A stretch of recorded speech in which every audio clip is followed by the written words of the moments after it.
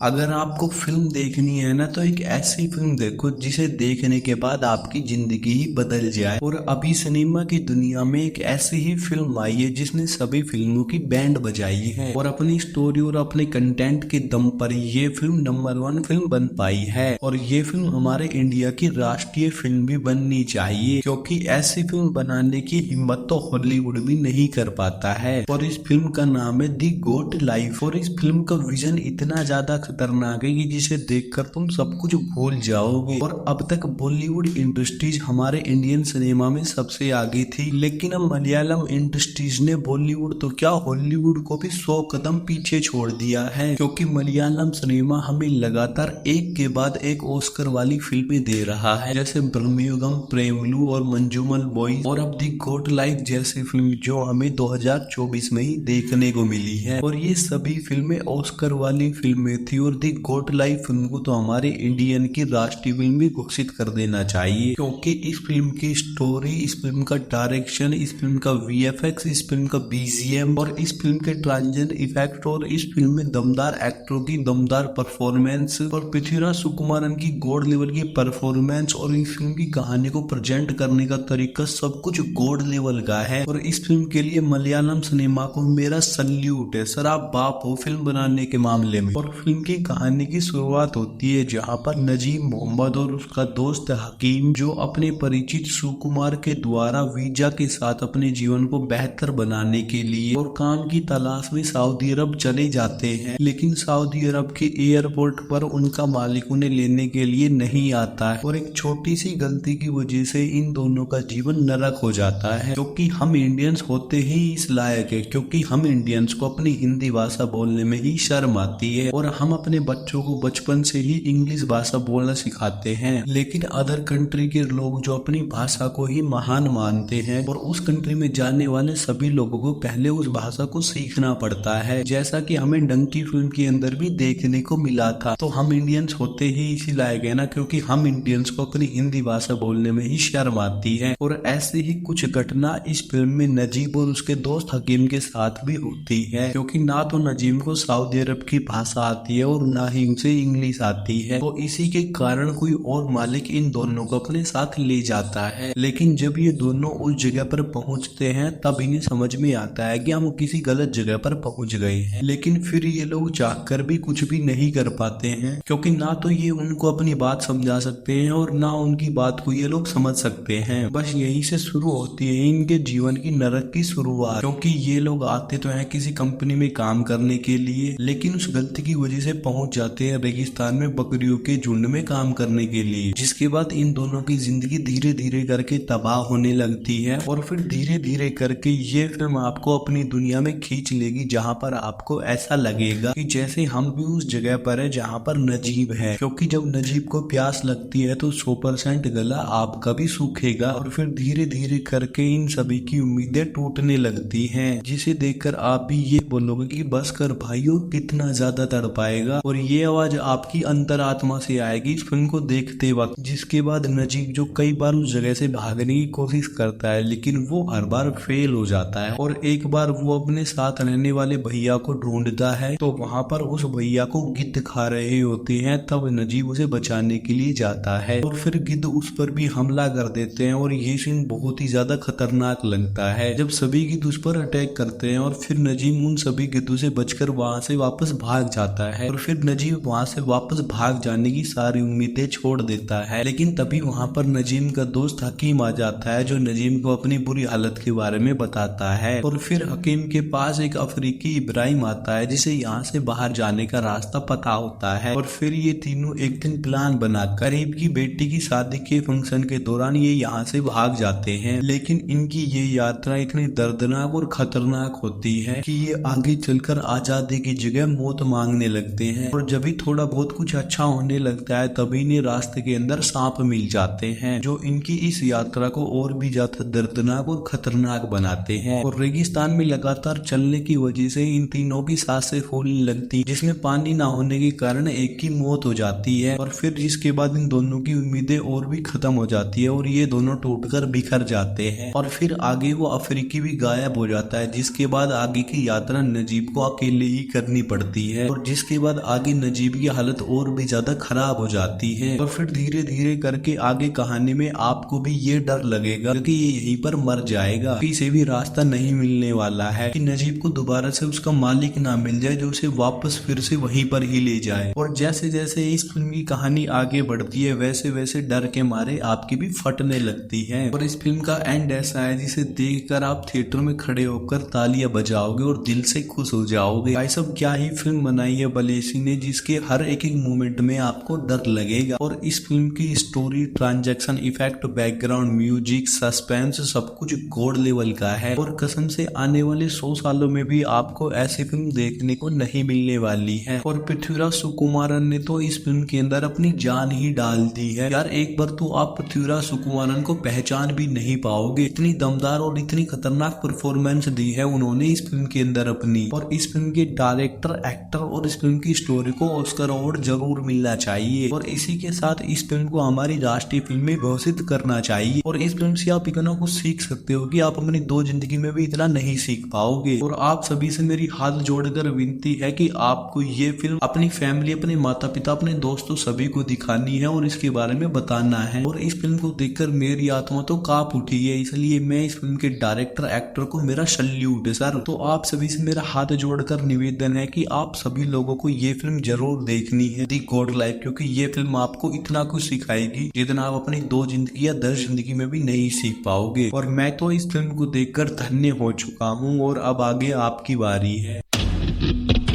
कि नजीब को दोबारा से उसका